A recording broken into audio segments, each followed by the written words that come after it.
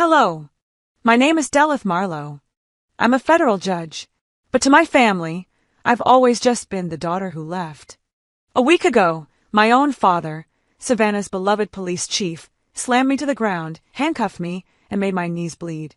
He did it in front of cameras, in front of my siblings, in front of people who knew exactly who I was. And 5 minutes later, he knelt, because he realized too late that the woman he brutalized was his own daughter. And a federal judge. But what if I told you? That wasn't even the worst part. What if the real betrayal started long before the cuffs clicked shut, before the cameras rolled? What if the people closest to you could look you in the eye and still choose silence? Would you stay quiet too? Or would you do what I did? Would you make them remember your name? He didn't know it was me. That's the part that should have hurt the most. But it didn't. Not really. What cut deeper was how expected it all felt. Familiar, almost. Like slipping back into an old coat, one that still smelled faintly of salt, mold, and something sour I could never quite name. That morning had started just like any other. October in Savannah carries this kind of polite chill, the kind that sneaks in through the window screens, settles into your bones but doesn't bite. It's a strange city that way, sweet tea and thick judgment served at the same temperature. I sat at my breakfast table, nursing lukewarm coffee and watching a squirrel try to outsmart a bird feeder. Then came the ping on my phone. A text from Julia, a clerk from Charleston I'd known since law school. Just a link, no words. That's when I knew it wasn't good. It opened to a local article titled, Honoring a Legacy. Chief Blythe marks 40 years in uniform. My eyes skimmed the first lines on autopilot. The name felt sterile, Chief Blythe, like someone I once knew but no longer belonged to. Then the photo loaded. My father stood tall, surrounded by city officials, family members. Zinnia was front and center in one of her tailored pastel suits. She always had a thing for being camera-ready. Lazaro stood just off to the side, hands clasped like he was waiting for communion. My niece, Unia Ray, gripped a small American flag with both hands. They all looked polished, radiant even. I wasn't there. My name wasn't mentioned. I scrolled twice just to make sure. The caption listed everyone. Every single one. Except me. The part that stung was knowing I shouldn't have expected otherwise. This wasn't new. It had always been this way. I'd walked away from that house at 22 and never looked back. Not because I didn't care, but because I finally realized I was never supposed to be seen. Not really. The year after I made district judge, I'd quietly pulled strings to settle a departmental misconduct complaint against my father, some hot-headed patrol officer he'd protected, a rookie who went too far during a traffic stop. I did it for the sake of the name. Not for him. For the badge. For the system I still stupidly believed could be better. They never knew I was the one who kept that file from going federal. I closed the article and pushed the phone aside. It was 7:26 a.m. By 8:15, I was standing in front of my closet, reaching for the same black blazer I always wore on Tuesdays. Not because I lacked options, but because it didn't demand attention. It didn't scream, "Look at me." It whispered, "I earned this." I don't wear robes outside court, not even when I'm expected to. Especially not in Savannah. The people here see titles as either shields or threats, never as mirrors. I pulled my hair into a low bun, clipped it tight, and grabbed my briefcase. Badge, ID folder, notes. Then I paused. The small leather badge case was missing. My stomach dropped. I must have left it in the inner pocket of the other coat, the navy one I'd worn Friday. I'd meant to switch it back this morning. I closed my eyes, took a breath, and decided to go anyway. They knew me at the courthouse. Or so I thought. By 8:45, I was walking toward the employee entrance of the Savannah District Courthouse. The sun had climbed high enough to cast those long, uneven shadows across the pavement. I walked past the security booth and gave a polite nod to the younger officer I didn't recognize. "Ma'am," he called out, stepping in front of me. "I need to see your ID." His voice wasn't rude, but it had that sharp edge, like he'd rehearsed this tone for years and never quite softened it. "I understand," I replied, already reaching for my wallet. "I'm here for the judicial review. Courtroom 3. He didn't even glance at my license. His eyes stayed locked on my face. "Federal business?" he asked. "Yes." He took a step back, clicked his radio twice, no words, just code, and kept his hand resting on the holster at his side. A slow, casual threat, one he probably didn't even register anymore. I knew that posture, knew it better than he did. "Wait here," he said. Then I heard the voice. Familiar, stern, practiced. What seems to be the issue? I didn't have to turn. I knew it. Every syllable. Every inhale. Chief Warren Blythe. I turned my head just slightly. He was standing just behind the young officer. His uniform crisp. Hat tilted just enough to suggest confidence without arrogance. His expression neutral until he looked at me. Nothing. No flicker of recognition. Just protocol. She was headed for the restricted side entrance. Claims to be federal. She. My father's eyes scanned me again. Still nothing. Then he stepped forward. "You're not allowed back here, miss. Step aside." "Miss." I blinked once. My jaw didn't clench. My hands didn't shake. I stepped aside. The officer gave me a second glance. This one longer, but no kinder. I turned, walked down the steps slowly.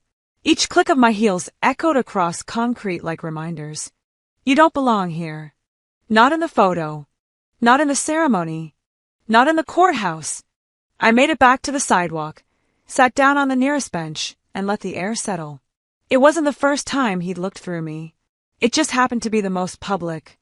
People moved past me in clusters, suits, dresses, heels, briefcases, all rushing into a building I had helped defend, helped rebuild, helped uphold. And yet, he didn't know it was me. That's the part that should have hurt the most. I stood just outside the courthouse, still on that bench, still letting the October sun wash over me like it could somehow rinse off the ache in my chest. My hands rested calmly in my lap, but my stomach had been tight for the past hour. I hadn't moved since my father dismissed me like some stranger trying to sneak past security. I could have left, could have driven home, poured myself a glass of cheap wine, and chalked it all up to a bad morning. But I didn't, because the longer I sat there, the more I realized this wasn't about a missing invitation or a forgotten name in a newspaper caption. This was something much older, something baked into the foundation of every room I'd ever stood in with that man. So I stood up. My heels clicked against the sidewalk with each step back toward the entrance. I walked past the same security booth, same officer, same glazed eyes. "Back again," the young guard muttered. I nodded once. "I have a job to do." He didn't say another word, just shifted slightly, hands still resting on his belt like he was waiting for me to make a sudden move. I didn't need to. As I reached the side staff entrance, I pulled my ID from my wallet again and held it loosely in my fingers. It wasn't enough. Not for what was coming. I knew that now.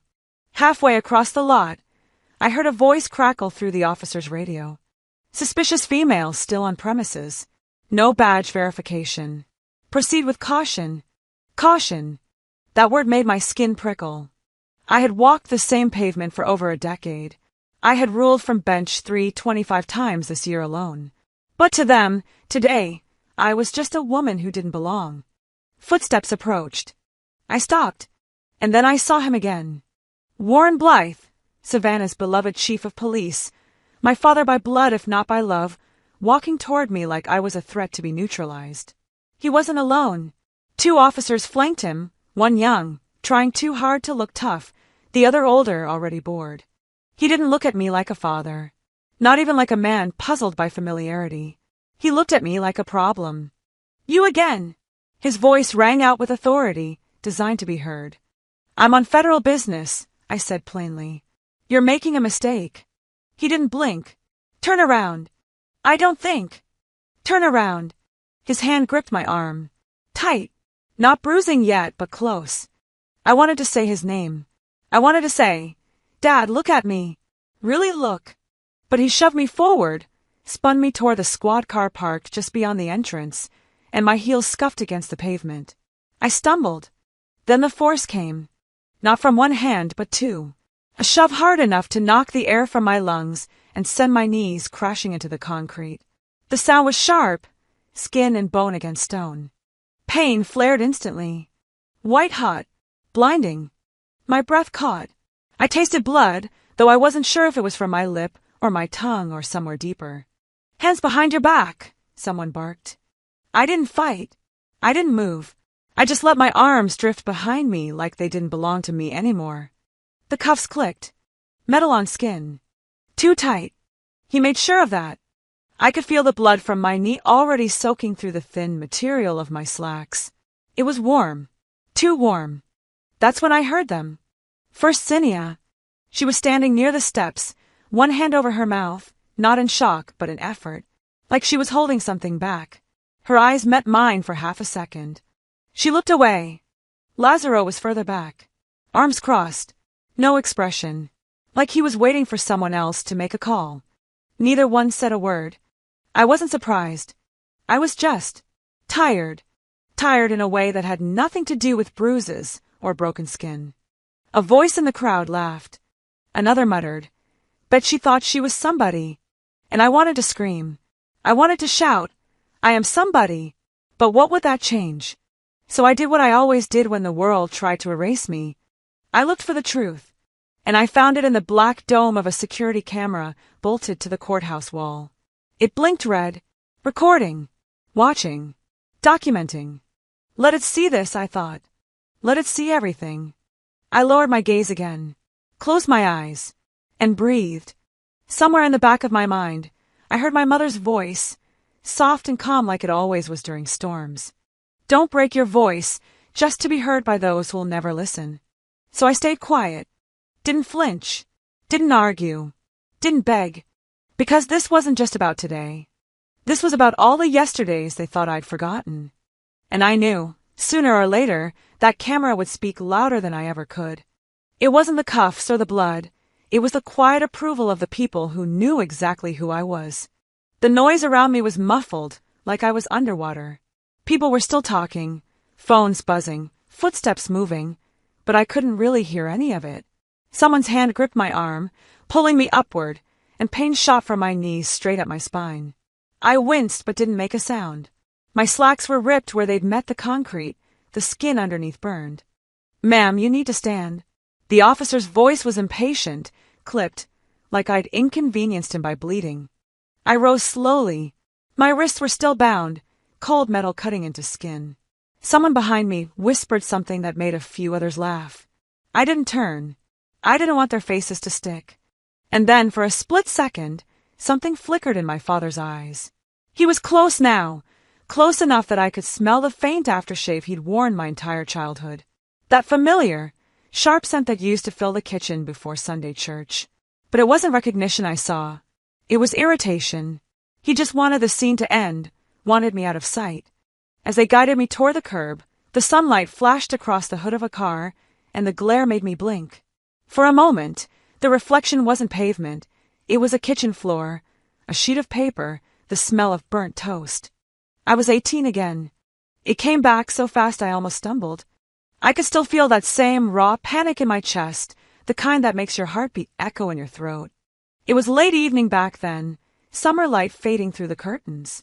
I'd just come home from the mailbox, barefoot, a letter clutched in my hand. The university seal gleamed gold against white paper. My breath caught when I read the first line. "We are pleased to inform you of your acceptance." I didn't wait. I ran into the kitchen where he sat at the table, reading the newspaper. He was always there at that hour. Same chair, same coffee cup, same silence. "Dad," I said, half breathless. I got in. I got into law school." He didn't look up. "Law school," I repeated, stepping closer. The paper in his hands rustled once. Then, without looking at me, he reached out, grabbed the envelope, tore it clean in half, and dropped the pieces into the trash can beside him. The sound was soft, just paper tearing, but I felt it in my chest like glass shattering. "Dad, what are you doing?" He folded the newspaper, slow and calm, and finally looked at me. His eyes were the same gray as the Atlantic in winter, cold and too deep to see through. "No daughter of mine needs to fight like a man," he said. "You'll end up bitter, like the rest of them." "The rest of who?" I asked. My voice cracked, even though I tried to hold it steady.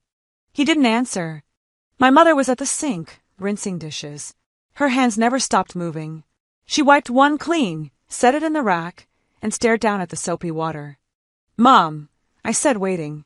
She hesitated, her shoulders lifted just slightly before settling again. She didn't turn around. "Say something," I whispered. Nothing. Just the slow drip of the faucet. That was the night I learned silence can wound harder than words. I walked out to the backyard and sat under the oak tree. The porch light flickered once before going dark. Somewhere inside, I could still hear their muffled voices, the same rhythm of disappointment I'd grown up with. "She's too headstrong, she needs guidance," the same phrases, worn smooth from overuse. That night, I took what was left of the letter out of the trash, pieced the halves together, and hid it in the lining of my suitcase. It still smelled like coffee and ink. I kept it there for years. The memory faded as a car door slammed nearby, snapping me back to the present.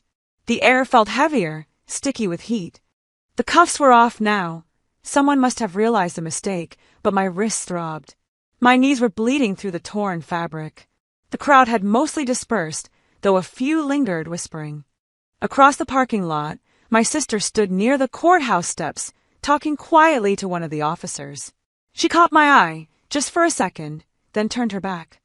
I wiped at my knees with a tissue someone handed me. The blood smeared darker across the gray. Funny how red looks brighter on gray. The sun had dipped lower now, long shadows crawling over the sidewalk. I thought about that letter, the one he tore in two, and realized it wasn't just the paper he destroyed. It was proof that I could be something outside of him. Back then, I'd believed if I worked hard enough, earned enough respect, he'd eventually see me. Not as a disappointment, not as some fragile thing that needed controlling. Just as me. But this, today, proved he never would. He'd rather put me in cuffs than admit I existed on my own terms. The pain in my knees pulsed with each heartbeat, sharp but grounding. I stared down at the streaks of blood drying against my skin. The color reminded me of that letter's red university crest. One was ink. One was mine. Different kinds of proof. A breeze moved through the trees, carrying the faint smell of magnolia and exhaust. I could hear the courthouse clock striking 4. The sound rolled through the square, slow and deliberate, as if counting every breath I hadn't taken earlier. I thought again of my mother, the dishwater, the silence, her eyes that never met mine. Maybe she had wanted to speak. Maybe she couldn't. But I could, and I would. I straightened up, ignoring the ache, and glanced back at the courthouse doors. The same place that once symbolized everything I loved about justice, about fairness, now felt tainted, personal. Still, I knew one thing for certain. They'd torn that letter once. But they would never tear what I'd built from it. Not again. They tore the letter once. I never let them see what I'd built from its ashes. The cuffs had left deep red marks on my wrists, raw lines that pulsed with every heartbeat. I stayed on my knees, though the sting in them was sharper now, my suit torn and stained. Blood had dried in thin rivers down my shin, dark against the gray of my trousers. But I didn't flinch. Not yet.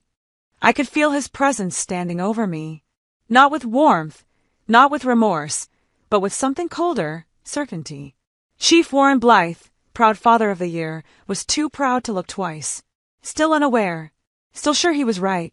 He didn't even look at my face. The air thickened. Phones hovered like vultures. People shifted uncomfortably, but no one stepped in. The silence wasn't passive. It was approval. Complicity. And then, a voice broke through it. "Are you okay, miss?" It wasn't loud. It wasn't commanding. But it cracked through the tension like a match striking in a dark room. I turned my head slightly and found her. Unia Ray. My niece. Zinnia's little girl. Maybe 8. Still in that awkward stage where her dress shoes scuffed when she walked and her braids always looked like they were done too tight. She wasn't scared. She wasn't confused. She was simply kind. Her hand started to reach out to me, but Zinnia yanked it back with a hiss.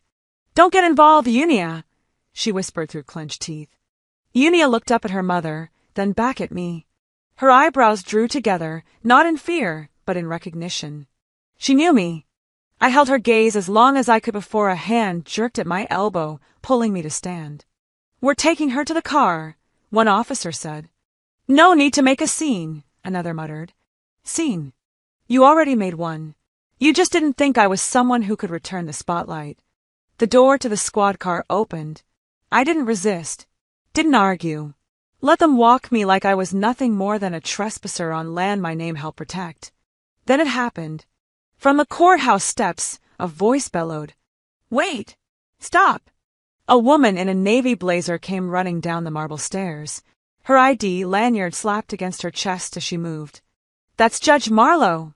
That's a federal judge." Time stopped. Or maybe it just felt like it did. Everything slowed. Conversation stopped. Hands froze mid-action. Phones dropped lower.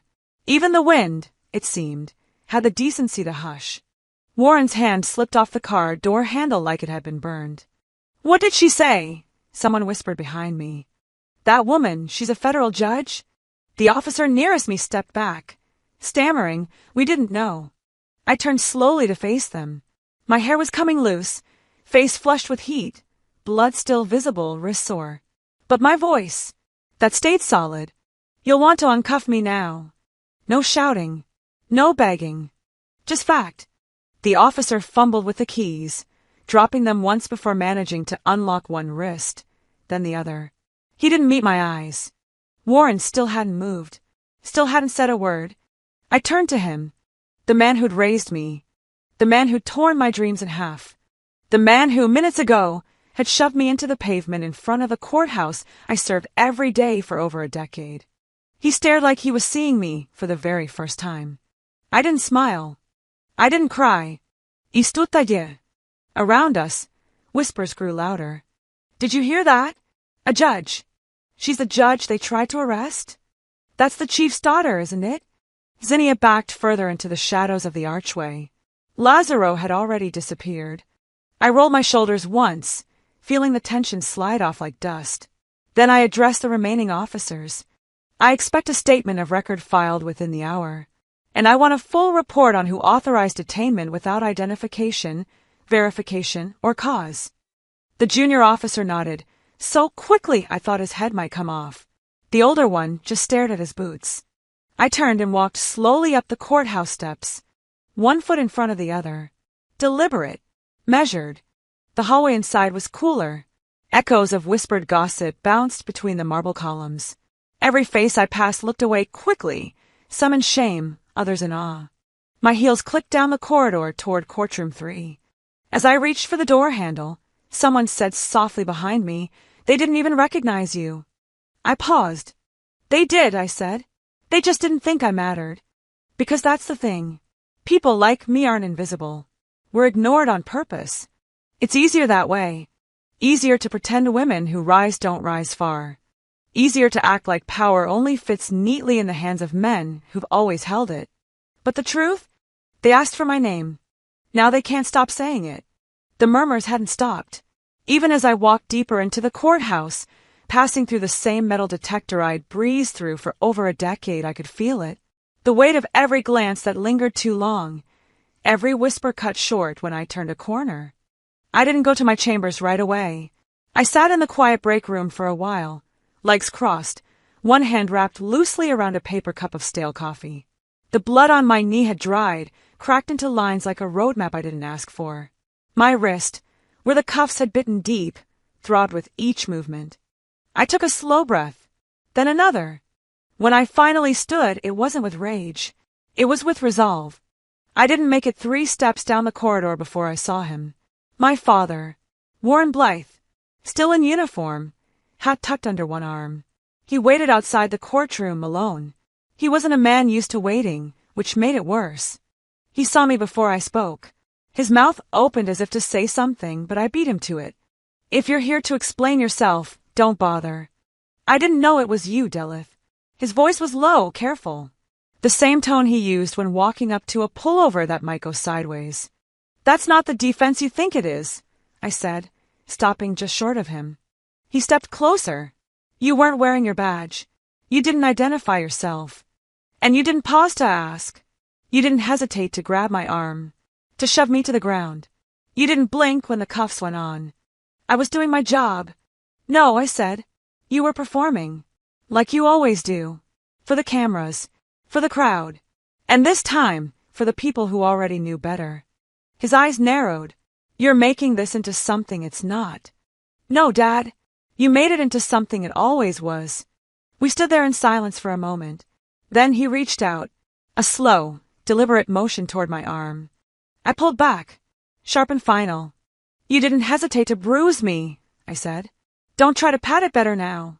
His expression hardened, no longer the controlled officer but the man I knew from the kitchen growing up. The one who tore letters, controlled conversations, and silenced anything that didn't reflect well on him. I didn't know, he repeated, but there was no strength behind it. I turned away and walked. By the time I reached my office, my legs ached, but I didn't sit. I stood by the window, watching the light shift across the sidewalk below. Knock, knock. I didn't have to check the nameplate.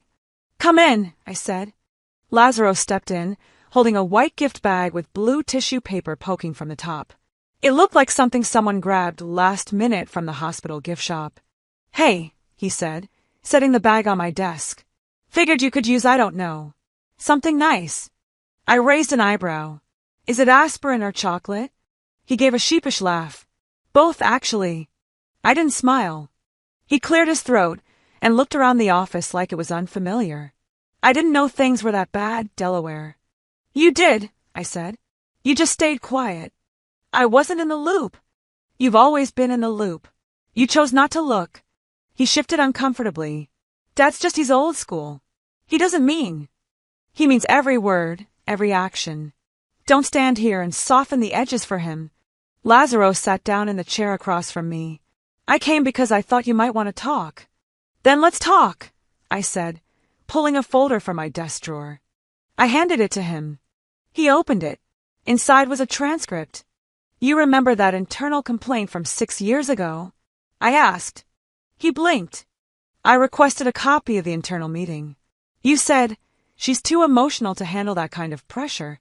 That's a direct quote. His shoulders sagged. I never said. You did. You backed him. You helped bury me in a moment that could have elevated me. I thought I was protecting you, he muttered. No, I said. You were protecting the family image. You were protecting your own neck. He stared down at the folder. You're not here because you care, I said quietly. You're here because you see the storm coming, and you're afraid you'll be dragged into it. He didn't deny it. I took the gift bag and placed it gently in the trash can beside my desk. He stood, hesitating. Delith. I didn't respond. He let himself out. I walked to the trash and looked down at the blue tissue paper, still untouched, still neatly arranged like the apology it wrapped mattered. Their apologies came like breadcrumbs, too late, and with poison in every bite. Morning broke with that soft orange light Savannah gets in late October, the kind that makes even the ugliest buildings look kind for a few minutes before the day sets in. I stood by the window in my apartment, watching the sky fade from coral to blue, and I felt something I hadn't in a long time, clarity. Their apologies had come too late. Their guilt was borrowed, convenient. I had spent years letting their voices write my narrative, and for once, I wasn't interested in what they had to say. By 9 a.m., I was dressed and standing outside the courthouse again, this time on purpose. Reporters had camped near the steps since the day before. The story had already spread through every local outlet. Police chief arrests his own daughter. The headlines made me sound like both victim and spectacle. I wasn't either. Flashes burst around me as I approached the main doors. People called my name from behind camera lenses. Someone shouted, "Judge Marlowe, will you be pressing charges against your father?" I didn't answer. The courthouse smelled faintly of cleaning solution and dust, familiar, grounding. I walked through the metal detectors, ignoring the whispers that followed me down the hall. Faces that had turned away days ago now studied me with something between curiosity and guilt. I met every stare.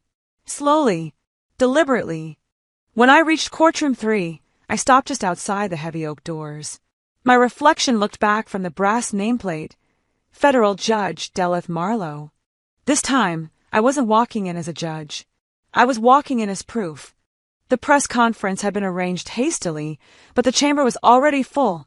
City officials, fellow judges, and half the police department packed into the seats like spectators at a public trial. My trial. I stepped up to the podium, took a breath, and let the murmurs settle into quiet. I'm not here to punish a man, I began. My voice was steady, not loud, not emotional, just clear. I'm here to dismantle the system that told him he could punish me without consequence. A ripple of surprise moved through the crowd. A few reporters lifted their heads, pens frozen midair. I've served in this courthouse for 15 years, I continued. I believed in law as the great equalizer. I believed that good men could make mistakes and still choose what's right. But what I've learned is that power doesn't corrupt suddenly, it erodes slowly. It convinces good men they're the law itself. I could feel my father's absence like a weight in the room. He hadn't come. Of course he hadn't. I'm not pressing charges, I said, because this isn't about one man. This is about every officer, every leader, every person who stood by and said nothing when justice bent in their favor. Someone in the back clapped. It wasn't much, just one person, but it grew, scattered, awkward applause that filled the silence until I raised a hand. This isn't vengeance, I said. This is accountability. For every woman told she was too emotional, for every daughter told to lower her voice, for every time silence was mistaken for peace. I stepped down from the podium, leaving behind the hum of questions. When I got back to my office, I locked the door behind me. My body felt drained, like I'd given something up I couldn't take back. On my desk sat a small cardboard box, no return address. The handwriting on the top was neat, careful. I opened it. Inside was a single envelope, aged at the edges. My mother's handwriting. For a long time, I couldn't move. I sat down slowly, tracing the curve of each letter on my name. Delith. I tore the seal gently and unfolded the paper. If you're reading this, it began. Then your voice survived. I swallowed hard and read on. You were born fighting to be heard. Even when you were small, you spoke too loud, asked too many questions, made people uncomfortable. Never lose that. The world will try to convince you that kindness means quiet. It doesn't. It means courage without cruelty, strength without noise. Her handwriting wavered near the bottom. I couldn't protect you the way I wanted to. I stayed silent more times than I can count. But silence isn't the same as approval. Sometimes it's the only weapon left to people who have forgotten they still have one. Don't inherit my quiet. Build something stronger. Tears blurred the ink. I pressed the paper flat again, reading the last line 3 times. When they tell you to stay still, you listen, only long enough to decide which direction to move. I folded the letter carefully and held it against my chest. It felt like she was still here, not in body, but in the spaces between every word she never got to say. The sun had dipped lower outside the window. The courthouse lawn was empty now, reporters long gone. Only the hum of air conditioning and the ticking clock kept company with my thoughts. I placed the letter beside my badge on the desk. 2 symbols of different worlds that somehow both belonged to me. Then my phone buzzed. A new email notification appeared on the screen. Subpoena filed. Internal investigation opened. So it had begun. The air in my office felt charged, alive, as if the entire building had taken a deep breath and was waiting for me to exhale. I stood, straightened my jacket, and looked at my reflection in the window. They wanted me to stay silent, so I chose the loudest courtroom I could find. The badge that once broke me now sits where it belongs, under judgment. That line echoed in my mind as I lay awake that night, staring at the faint pattern of shadows on my ceiling. I didn't sleep. I didn't need to. Some clarity doesn't arrive with rest. It comes from truth finally spoken out loud. I had spent my entire life orbiting around my father's power, his approval, his image. Today, I cut myself loose. The video had done the rest. By dawn, it had spread like fire. Across Georgia, local news loops showed it on repeat.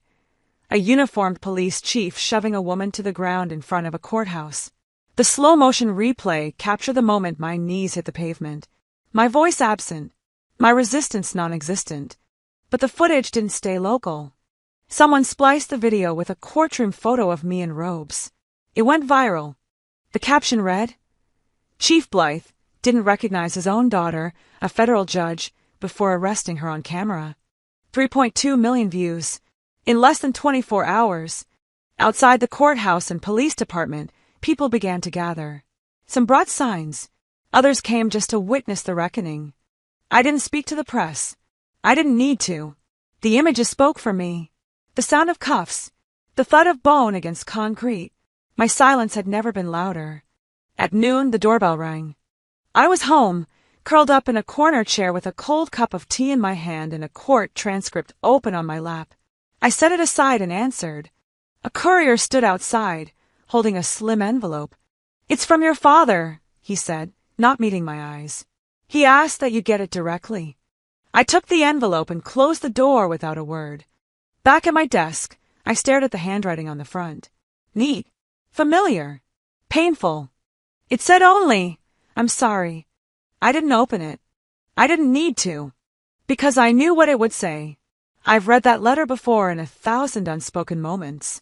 I've heard it in the apologies never offered, in the arguments where I was expected to be quiet for the sake of peace, in the birthdays missed, in the law school acceptance he never celebrated. So instead, I flipped the envelope over.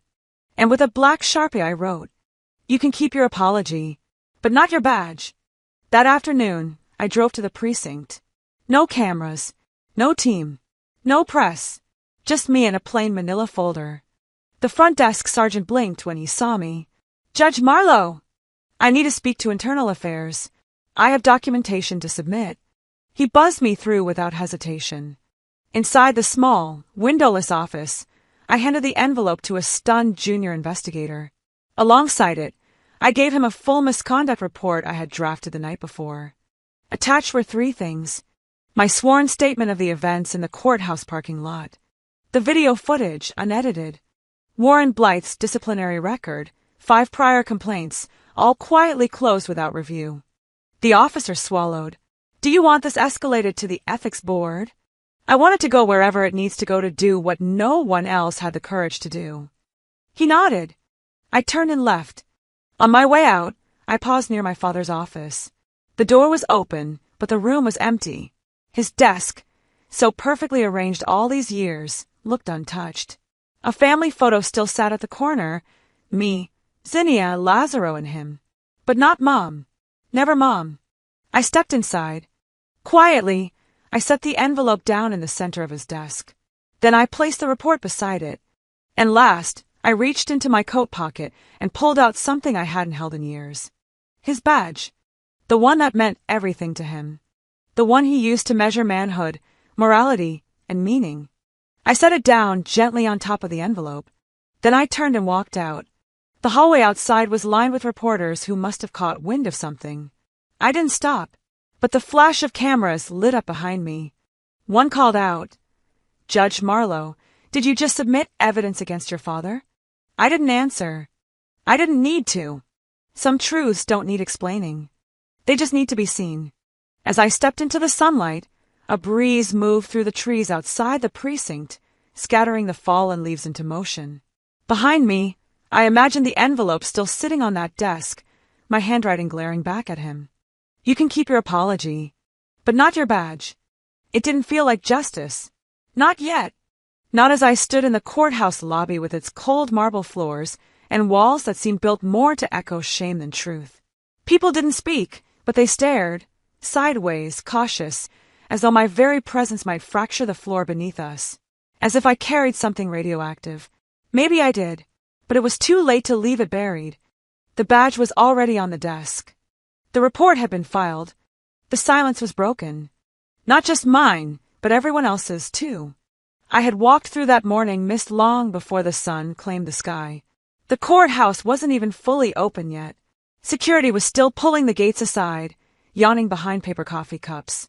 But outside, the world had already arrived. Reporters, interns with clipboards, local activists with laminated signs, strangers who'd seen my face on the news and decided they'd buy themselves front-row seats to a live performance of justice, betrayal, and the unraveling of legacy. I was early. Too early. But maybe I needed the stillness before the rupture. The ethics committee had been assembled swiftly, emergency motion, public pressure, political optics. Rare, but not unprecedented.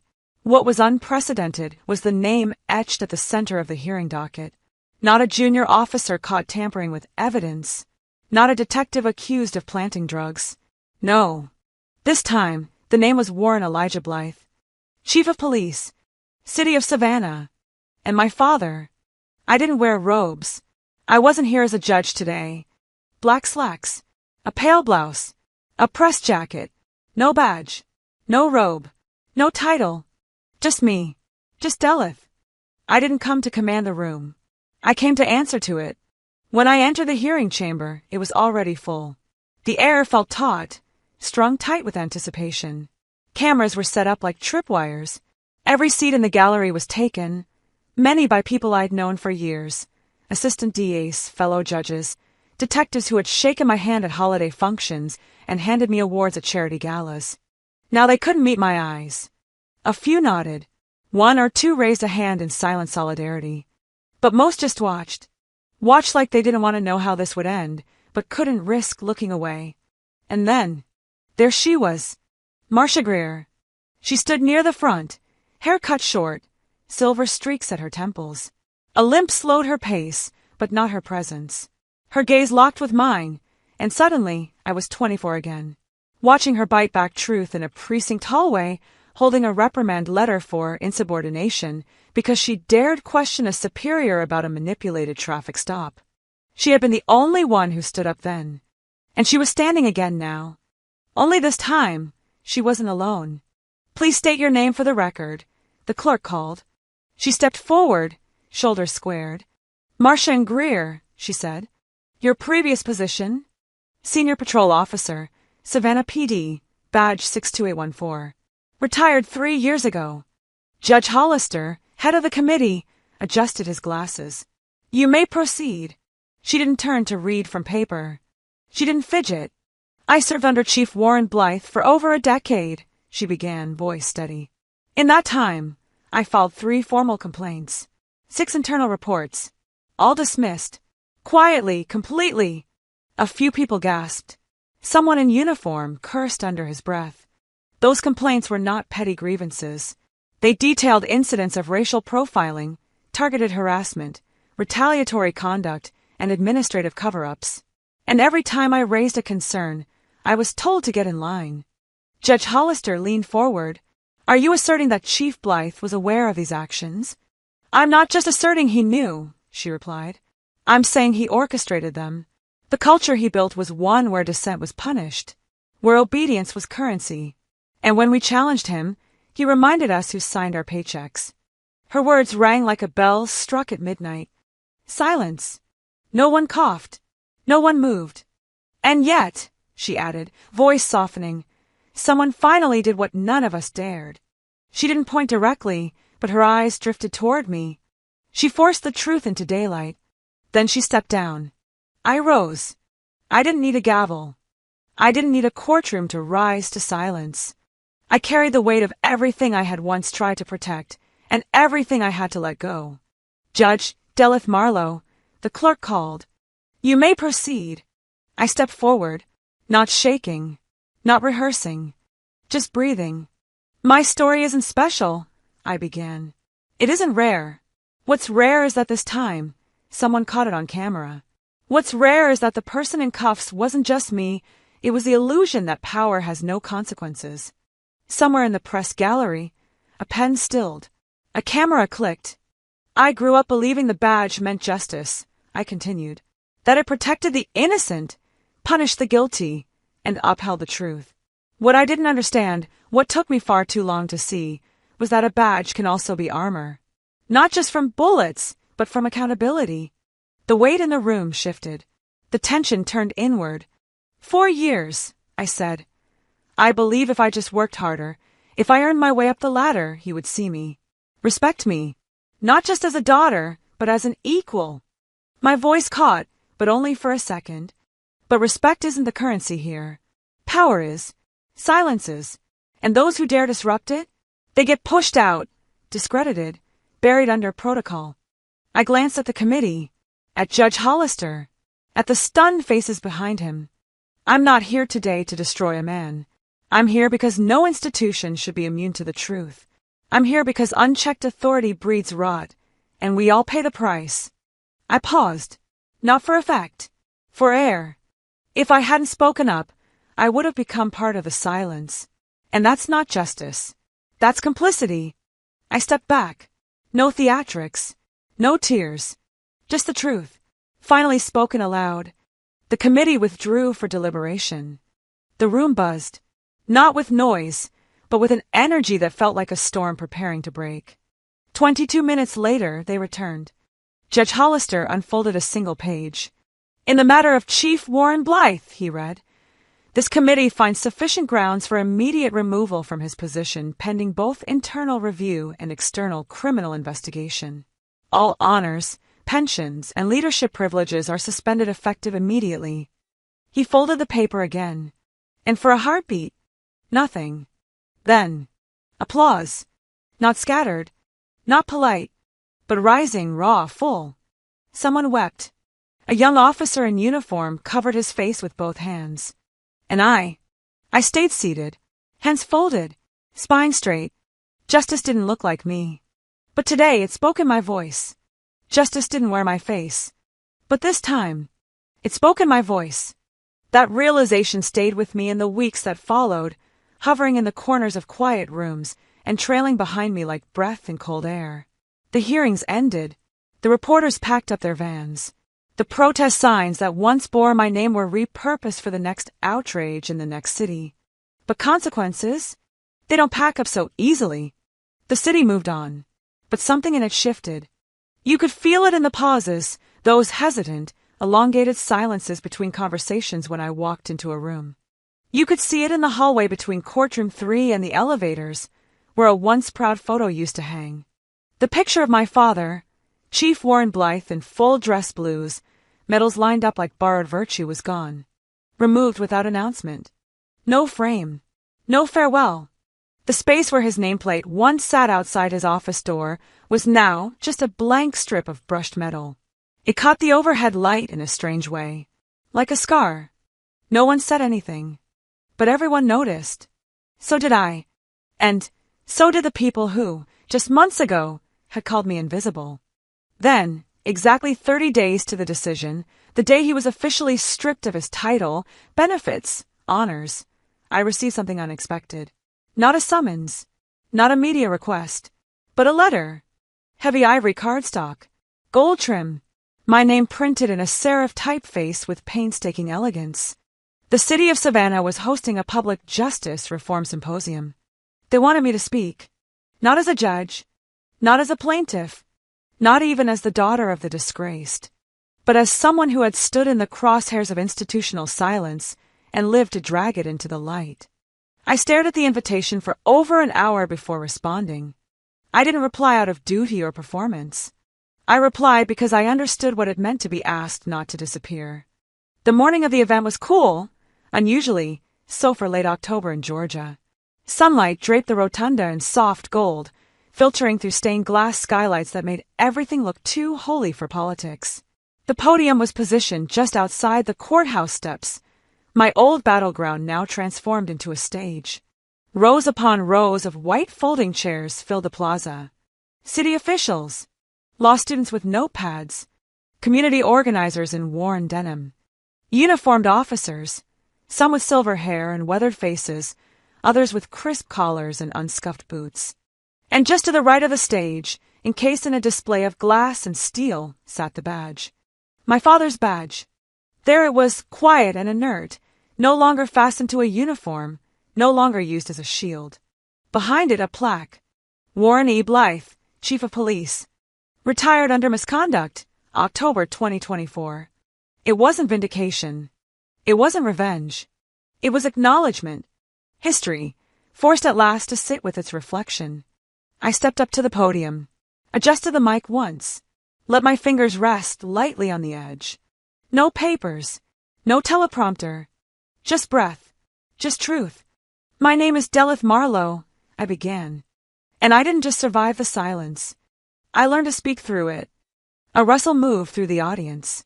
Not discomfort, not judgment, recognition. I was told, time and again, to lower my voice. That silence was safer.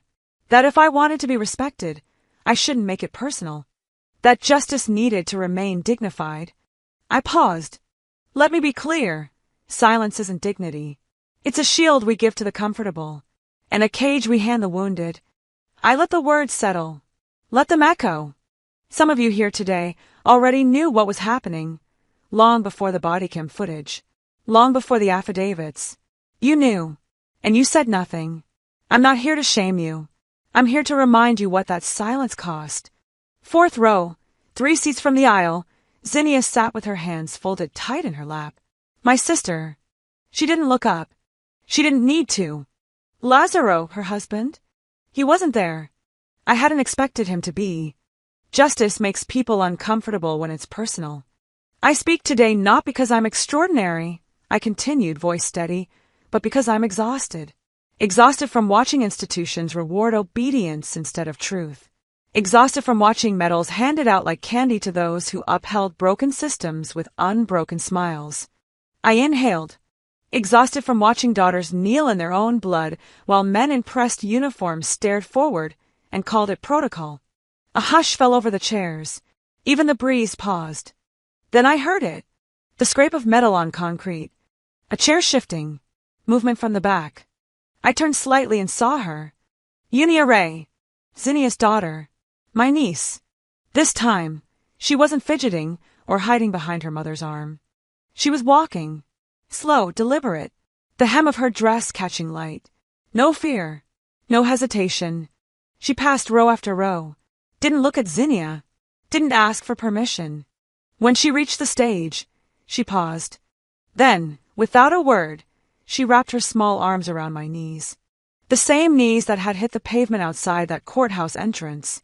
The same ones that had bled into the concrete right before the cameras arrived. I didn't move. Not at first. Because in that moment, I recognized the gesture. I had once longed for that same embrace from a man who refused to acknowledge me. A father who heard my cries and chose the system instead. I bent down slowly, cupped Unia's face in both hands, and whispered something I'd never been told. One day, you'll never have to bleed to be believed. She looked at me, eyes wide but knowing. Then she nodded. Applause rose, not thunderous but steady. It wasn't for a performance. It was for a wound that had finally started to close. After the ceremony, I didn't linger. No interviews. No debrief. I shook a few hands, gave Zinnia a nod, walked alone toward the courthouse parking lot. The same lot where everything had begun. The same stretch of pavement still engraved in my memory. The blood had been washed away, but I could still feel it beneath the soles of my shoes. My car was right where I left it. Same spot. Same scratches on the door handle. Same stubborn coffee stain on the passenger side floor mat. I opened the door, then stopped. I turned back, just for a moment, and looked at the building behind me.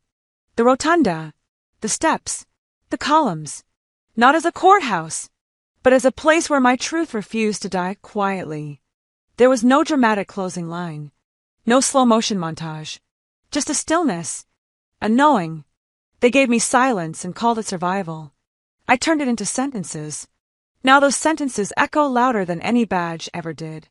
What would you do if the very people trained to protect you were the ones who broke you, and then said nothing? This wasn't just a story about betrayal. It was about truth clawing its way to the surface, about power meeting its mirror, and about how one voice, just one, can rupture a system built on silence. If you've ever been unseen, if you've ever been dismissed, if you've ever screamed inwardly while the world looked the other way, this story was for you. Tell me in the comments, what part of her story spoke